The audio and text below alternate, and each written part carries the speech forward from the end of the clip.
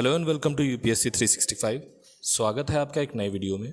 इस वीडियो में हम डिस्कस करेंगे यूपीएससी का एग्ज़ाम पैटर्न, यानी कि यूपीएससी अपने एग्ज़ाम को कितनी स्टेजेस में कंडक्ट करवाता है, कितने पेपर होते हैं, उन पेपर का क्या नेचर होता है और उन पेपर्स में कितने क्वेश्चन आते हैं और उनके क्या मार्क्स रहते हैं, उनका नेचर क्वालिफाइंग है या स्कोरिंग है, ये भी मैं आपको बताने वाला हूँ। तो वीडियो को एंड तक ज़रूर देखें और अगर पसंद आए तो लाइक, शेयर और सब्सक्राइब करें। सबसे पहले बात करते हैं द नंबर ऑफ़ स्टेजेस जिसमें यूपीएससी अपने एग्ज़ाम को कंडक्ट करवाता है। पहला होता है प्रीलिम्स। प्रीलिम्स आपका एक्चुअली एलिमिनेशन एग्ज़ाम होता है, यानी कि इसमें आपके जो नॉन सीरियस कैंडिडेट्स हैं या जिनकी प्रिपरेशन पूरी तरह से नहीं है, उन कैंडिडेट्स को एलिमिनेट करने के लिए एग्ज़ाम रखा जाता है, क्योंकि सीट्स बहुत लिमिटेड होती हैं और अप्रॉक्सीमेटली 10 लाख के आसपास लोग फॉर्म भरते हैं, जिसमें से आधे पेपर देने ही नहीं जाते। नेक्स्ट, अगर आप इस एग्ज़ाम में क्वालिफाई हो जाते हैं तो आप मेंस का पेपर देते हैं। मेंस में आपका नॉलेज टेस्ट होता है। यहाँ पर आपने जो साल भर पढ़ाई की है उसको आप कैसे with in the word limits आप कैसे एक्सप्रेस कर पाते हैं, ये टेस्ट होता है। और फाइनली आपका पर्सनालिटी टेस्ट, यानी कि जिसको हम इंटरव्यू जानते हैं, ये होता है। इसमें आपको किन किन बेसिस पे जज किया जाता है ये हम वीडियो में लास्ट में देखेंगे। तो सबसे पहले बात कर लेते हैं हमारे प्रीलिम्स एग्ज़ाम की। प्रीलिम्स के 2 पार्ट होते हैं, GS paper 1, GS paper 2। GS जो 1 होता है उसमें 100 क्वेश्चंस होते हैं और पर क्वेश्चन 2 मार्क्स होते हैं, इसलिए टोटल 200 मार्क्स का पेपर होता है। नेक्स्ट जीएस जो 2 है इसको हम सीसैट के नाम से भी जानते हैं। इसमें 80 क्वेश्चंस होते हैं और टोटल मार्क्स होते हैं 200। हर एक क्वेश्चन 2.5 मार्क्स का होता है। ये पेपर क्वालिफाइंग नेचर का होता है, क्योंकि आपको इसमें सिर्फ और सिर्फ 33% मार्क्स चाहिए होते हैं ताकि आपका जीएस 1 का जो पेपर है वो आपका करेक्शन के लिए जाए। इसका मतलब है आपका जीएस 1 का पेपर तभी करेक्ट किया जाएगा जब आप इसमें 33% मार्क्स लेकर के आएंगे, राइट। आगे बढ़ने से पहले ये समझ लेते हैं कि जो प्रीलिम्स था हमारा वो ऑब्जेक्टिव नेचर का था। कैसा था? ऑब्जेक्टिव नेचर का, यानी कि उसमें जो भी क्वेश्चंस होते हैं वो ऑब्जेक्टिव नेचर के होते हैं।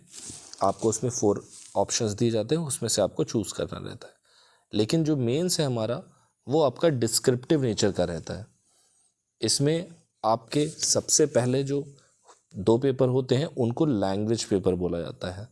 लैंग्वेज पेपर हर एक पेपर 300 मार्क्स का होता है और पेपर ए में आप 8th शेड्यूल में मेंशन कोई भी एक इंडियन लैंग्वेज को चूज़ कर सकते हैं। पेपर बी में आपको इंग्लिश कंपलसरी होती है, लेकिन ये दोनों ही पेपर क्वालिफाइंग नेचर के होते हैं, यानी कि आपको इसमें सिर्फ 25% मार्क्स लाने होते हैं। दोनों ही पेपर के मार्क्स फाइनल मेरिट लिस्ट में नहीं जुड़ते। बात कर लेते हैं उन पेपर्स की जिनके मार्क्स फाइनल मेरिट लिस्ट के लिए काउंट किए जाते हैं। इसमें सबसे पहला है पेपर 1, जो कि एस्से का होता है। इसमें आपको इम्पॉर्टेंट टॉपिक्स के ऊपर एस्से लिखने के लिए कहा जाता है। नेक्स्ट है पेपर 2। पेपर 2 जिसको जीएस पेपर 1 भी कहते हैं, इसमें 4 सब्जेक्ट होते हैं, history, art and culture, geography and society, right. इसके बाद आ जाता है हमारा पेपर 3 जिसको जीएस पेपर 2 कहा जाता है। इसमें होता है polity, governance, social justice and international relation. इसके बाद आ जाता है हमारा पेपर 4 जिसको जीएस पेपर 3 भी कहते हैं। इसमें आ जाता है आपका science and tech, economy, environment, internal security and disaster management. थोड़ा सा मिसप्रिंट है यहाँ पर, लेकिन मैंने आपको सब्जेक्ट्स के बारे में बता दिया है। नेक्स्ट है पेपर 5 जिसको जीएस पेपर 4 कहते हैं। ये एथिक्स का पेपर होता है। एथिक्स, इंटीग्रिटी एंड एप्टीट्यूड, ये 3 चीज़ें आपके सिलेबस में रहती हैं। जनरली इसको एथिक्स का पेपर ही कहा जाता है। इसके बाद आ जाता है पेपर 6 जो कि हमारे ऑप्शनल सब्जेक्ट का फर्स्ट पेपर होता है। आपको एक ऑप्शनल सब्जेक्ट चूज़ करना पड़ता है इस एग्ज़ाम के लिए।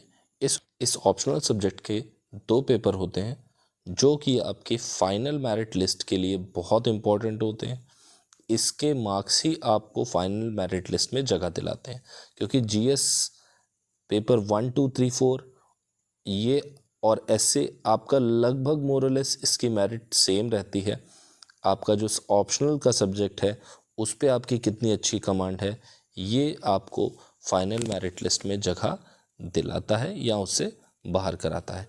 इसीलिए ऑप्शनल चूज़ करते टाइम हम लोगों को बहुत ज़्यादा ध्यान रखना चाहिए कि हम ऑप्शनल ऐसा चूज़ करें जिसको हम 1-2 साल पढ़ सकें विद इंटरेस्ट, राइट। नेक्स्ट है हमारा पर्सनालिटी टेस्ट, जिसमें हमको बेसिकली 3 क्राइटेरियाज पर कंसिडर किया जाता है। पहला है qualities of a civil servant. वहाँ जो भी पैनल बैठता है हमारा वो बहुत ही एक्सपीरियंस सिविल सर्वेंट्स होते हैं और अपनी फील्ड के मास्टर्स होते हैं।